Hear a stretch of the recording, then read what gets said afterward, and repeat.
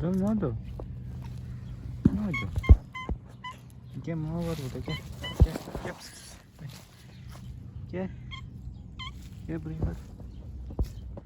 Mama var orada.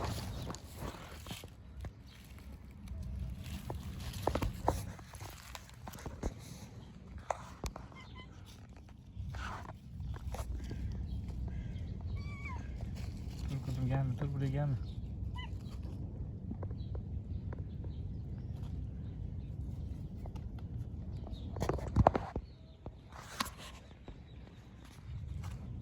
Dur. Pişt.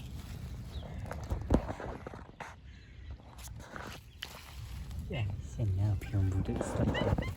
Sen ıslak yapıyorsun, ne yapıyorsun? Hı?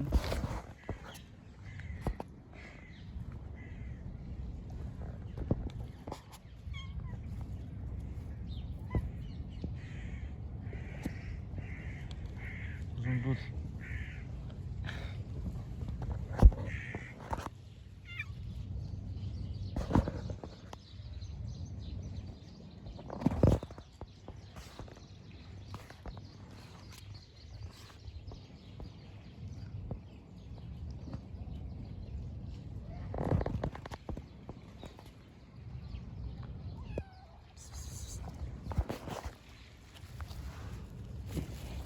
Nereye?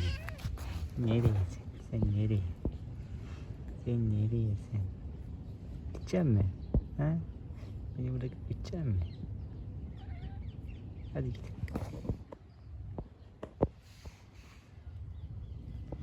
Hadi git.